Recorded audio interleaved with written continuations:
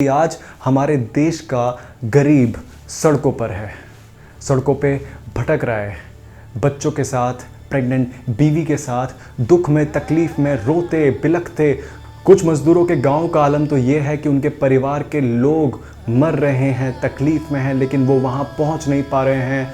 1000 kilometre से ज़्यादा का सफ़र वो एक स्टेट से दूसरे स्टेट में कर रहे हैं। और आप सिर्फ मेरी बात मत मानिए, एक बार आप इन वीडियोस पे नज़र डालिए। सरकार की तरफ से परमिशन है आपको ट्रेन पकड़ने की, आपको सबसे ज्यादा कंफ्यूजन और दिक्कत क्या हो रही है? मैं खाने पीने की दिक्कत आएंगी, पैसा नहीं है, पानी की दिक्कत आएंगी, सब चीज़ की दिक्कत आएंगी यहाँ पर ही।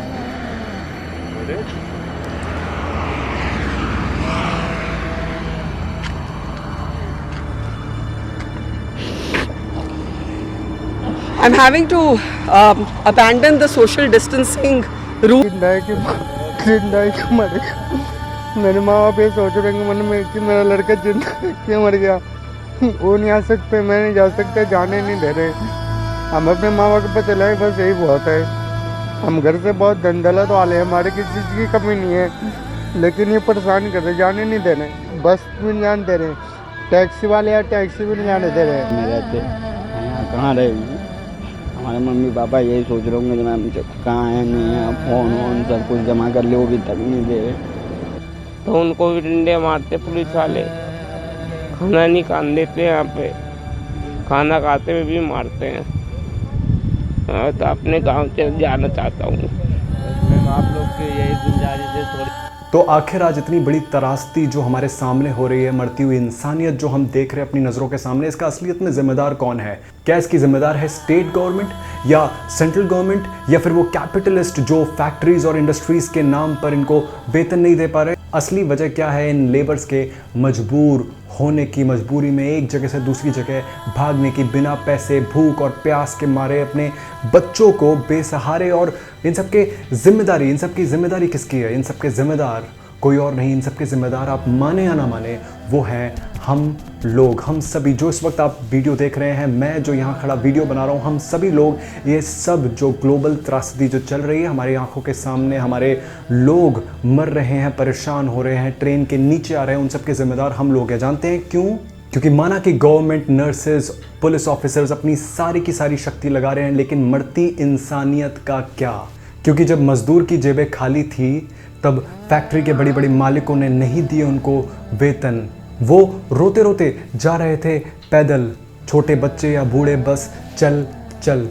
इस बुरे समय में खूब सामने आई हम लोगों की नीयत, मरती हुई इंसानियत। क्योंकि जब हम इंस्टाग्राम पे नए नए व्यंजनों की फ़ोटोज़ डाल रहे थे, तब हमारे मज़दूर भाई खाने की तलाश में कूड़ेदान की खाक छान रहे थे।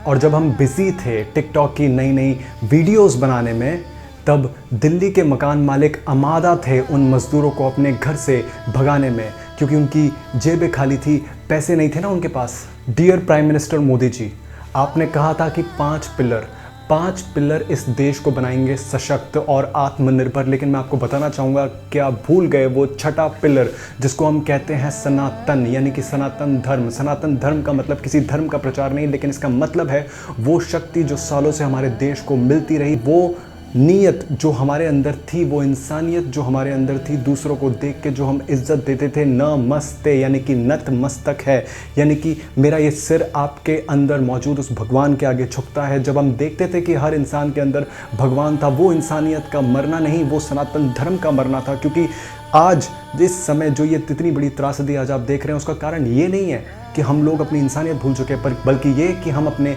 उस धर्म को भूल चुके थे जिसमें सिखाया जाता था कि किस तरह से हमें अपने आसपास के नेचर की इज़्ज़त करनी है, अपने आसपास के हर इंसान की इज़्ज़त करनी है। इससे कोई फ़र्क नहीं पड़ता कि उसका धर्म क्या है, वो किस जाति का है, लेकिन उसकी इज़्ज़त करनी है, उसके सामने अपना सर झुकाना है। ये जो सबसे बड़ा धर्म हमने बीते कुछ सालों में खो दिया, उसका ये रिज़ल्ट है जो आज हमें अपने मज़दूर भाइयों के रूप में दिख रहा है।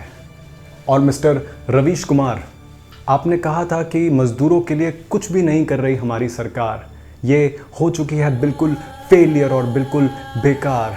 तो मैं आज आपको बताना चाहता हूँ एक बात, क्योंकि जब आप हिंदुत्व के नाम पर, जात पात के नाम पर सवाल उठा रहे थे, इस्कॉन मंदिर के लोग 4 लाख लोगों को खाना खिला रहे थे। अगर हम चाहते हैं उन लेबर्स को बचाना, अपने इस देश को सच में आगे बढ़ाना, इस भरे कोरोना के संकट से अपने देश को निकालना, तो हमें देखने की ज़रूरत नहीं है अपनी गवर्नमेंट को या फिर वर्ल्ड ऑर्गेनाइजेशंस को। हमें उस सोच को हटाने की ज़रूरत है जो सोच हमें बार बार मजबूर करती है ये सोचने पे कि सानू की मुझे क्या फ़र्क पड़ता है, मुझे क्या करना, मुझे क्या लेना देना इस दुनियादारी से, दुनियादारी में जो हो रहा है होने दो। ये सोच हमें हटानी पड़ेगी। सानू की ये सोच हमें साइड करनी पड़ेगी। अगर हम चाहते हैं कि इस बड़ी त्रासदी से आगे निकले तो हमें एक बड़े विजन की तरफ जाना होगा। याद रखिए, मैक्स मुलर ने भी कहा था कि इस दुनिया में सबसे ज़्यादा दिमाग का अगर विकास किसी जगह पे हुआ है इस पूरी दुनिया में, तो वो सिर्फ मेरी नज़र जाती है भारत देश पे। और मत भूलिए, हमारी वो सभ्यता थी, हड़प्पा सभ्यता, कि जिस सभ्यता के अंदर वो लोग थे जिन लोगों की इंटेलिजेंस ने इस पूरी की पूरी दुनिया को हैरानी में डाल दिया था। क्योंकि इतने सालों पहले जो वाटर सिस्टम हमने, हमारी सभ्यता, हड़प्पा सभ्यता ने बनाया था, वो किसी और सभ्यता ने नहीं बनाया था। हमारे अंदर ये सारी की सारी शक्ति, जो सारी की सारी क्षमता आई थी, वो आई थी सनातन धर्म से। सनातन धर्म तो जीने का एक तरीका है। क्योंकि जिस देश में कभी कहा जाता था कि हर इंसान, हर जीव के अंदर बसता है भगवान, उस देश के अगर हमने लेबर को ही कर दिया बदनाम, तो याद रहे इससे बड़ा कोई और नहीं हो सकता हमारी इस संस्कृति का अपमान। आज वो समय आ चुका है कि जब हम हिंदू मुस्लिम से ऊपर उठें, बीजेपी कांग्रेस से ऊपर उठें और उठ के अपने बच्चों को सिखाएं कि आखिर क्यों ज़रूरी है हमारे लिए हर एक इंसान की इज्जत करना। फिर चाहे वो डॉक्टर हो या वो मज़दूर या फिर हो कोई सशक्त या हो कोई मजबूर, हर किसी की इज्जत करना हमारे लिए क्यों ज़रूरी है, ये आज हमें सिखाना होगा अपने बच्चों को। क्योंकि अगर हम एक साथ इंसानियत की मदद करने के लिए आगे ना आए, तो जिस दिन हमें ज़रूरत पड़ेगी मदद की, उस दिन हमारी बनाई हुई ये इंसानियत हमें कह देगी एक साथ गुड बाय।